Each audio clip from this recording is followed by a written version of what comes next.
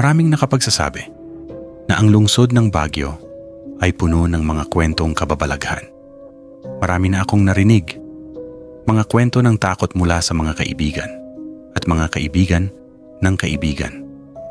Lahat daw nagsimula noong lindol, noong dekada 90. Ang pagyanig na iyon ang gumiba sa maraming gusali at nagbaon ng daan-daang buhay sa ilalim ng guho. Sinasabi ng mga residente na ang amoy ng mga naaagnas na katawan ay nanatili sa hangin sa loob ng maraming buwan. At doon nagsimulang mabuo ang mga kwentong hindi na nawala hanggang ngayon. Ang kwento kong ito ay nangyari 3 taon na ang nakalipas. Isa ito sa mga biyahe namin ng mga kaibigan ko sa opisina, taon-taon. Kapag masyado na kaming pagod sa trabaho, nagpapahinga kami sa probinsya. At sa pagkakataong iyon, Baguio ang napili naming destinasyon. Umalis kami ng Maynila ng hapon ng Huwebes, papuntang Davao, kung saan naghihintay ang asawa ng isa kong kaibigan. Nasa Clark siya noon para sa isang convention at sasama raw siya sa amin paakyat ng Baguio. Pagkatapos ng isang gabing pahinga sa Pampanga, maaga kaming bumiyahe kinabukasan. Medyo dikit ang schedule namin dahil gusto naming sulitin ang bawat sandali ng weekend. Dumating kami sa Baguio mga 11:00 ng umaga at tumiretso kami sa bahay bakasyunan na inireserba ng kaibigan namin. Nakatayo ang bahay sa tuktok ng isang burol, overlooking ang buong syudad. Maluwag ito gawa sa kahoy. Medyo luma pero halatang alaga. May 2 malalaking kwarto, isang kusina, banyo, kainan, sala, at barbecue area sa labas. Pagpasok ko sa banyo, biglang dumaloy sa bato ko ang malamig na hangin. Nanindig ang mga balahibo ko.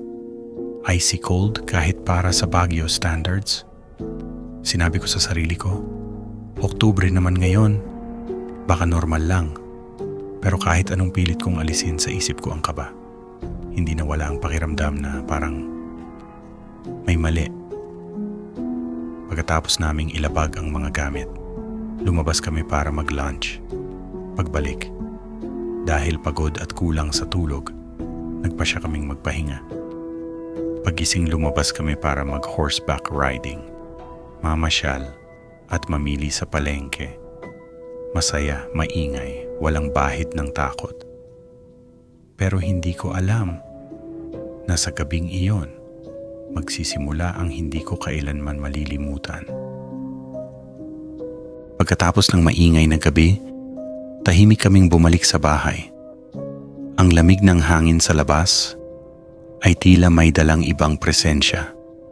Pagpasok namin, pinalot agad ng dilim ang paligid. Ang mga anino sa dingding gumagalaw na parang may sariling buhay. Isa sa mga kaibigan ko ang unang nagsabing gusto na niyang matulog. Inalok ko siyang samahan kahit medyo bitin pa ako sa kasiyahan. Sa totoo lang, may kaba akong naramdaman nang marinig kong babalik kami agad sa bahay. Pero wala nang ibang gustong sumama, kaya pumayag na rin ako. Pagdating namin, madilim ang buong paligid. Halos marinig ko ang sarili kong paghinga. Ang bawat yapak sa sahig, parang may kasunod na hindi ko nakikita. Diretso sa kwarto ang kaibigan ko at agad humiga. Ako naman, naiwan para ilak ang pinto at maghanda bago matulog. Habang nag-aayos ako ng pajama sa bag, may narinig akong 3 katok sa pinto.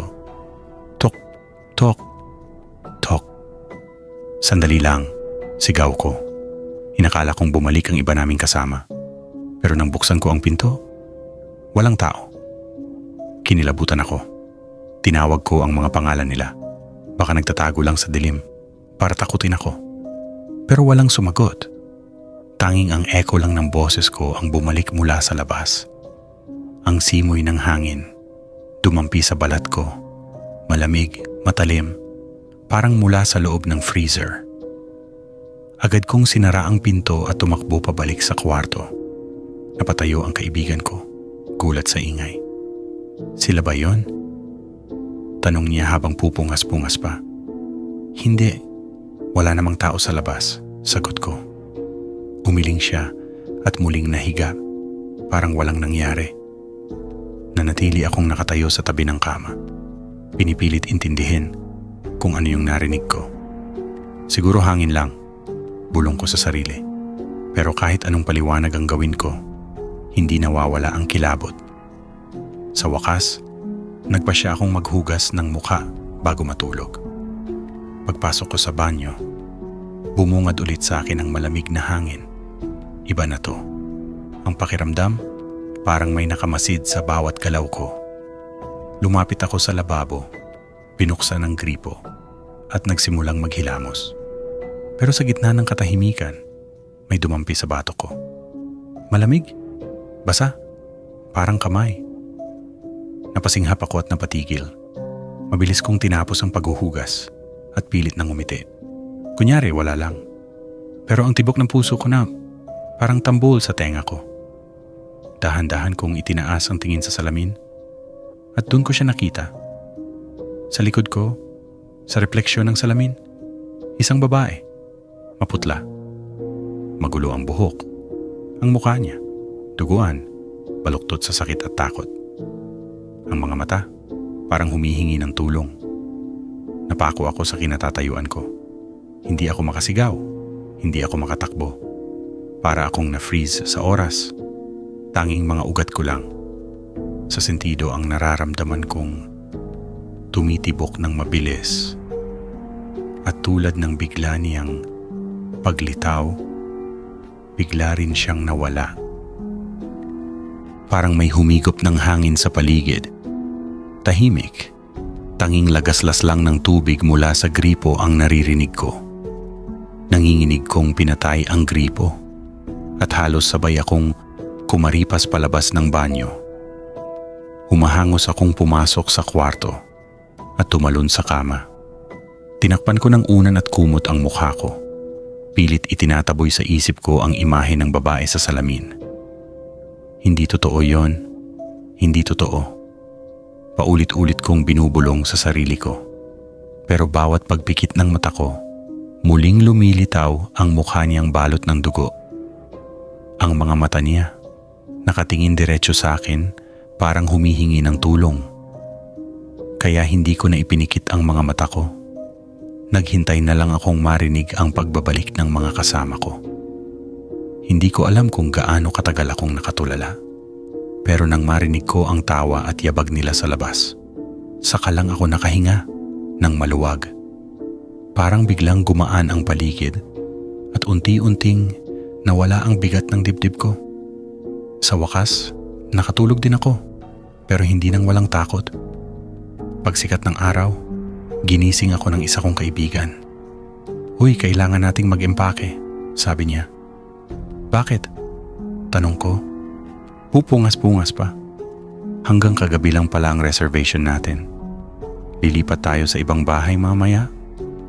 Halos mapangiti ako sa ginhawa. Wala akong naramdamang lungkot na aalis kami. Sa totoo lang, masaya akong makaalis na agad sa bahay na iyon. Habang nag-aayos kami ng mga gamit, pinilit kong huwag nang isipin ang nangyari sa banyo. Pero sa bawat sulok ng bahay, parang may matang nakamasid pa rin. Sa bawat yapak ko sa kahoy na sahig, parang may kasunod. Isang malamig na hanging hindi ko maipaliwanag. Nang maisara ko ang pinto sa huling pagkakataon, hindi ko na nilingon pa ang bahay. Ayokong makita kung may nakasilip sa bintana. Ang tanging nasa isip ko noon, na sana maiwan doon ang lahat ng nakita ko kagabi. Ngunit habang paalis kami, ramdam ko pa rin ang tingin ng mga matang iyon sa batok ko. Tahimik lang akong nakatingin sa bintana ng sasakyan at doon ko napagtanto, may mga kaluluwang ayaw talagang maiwan mag-isa.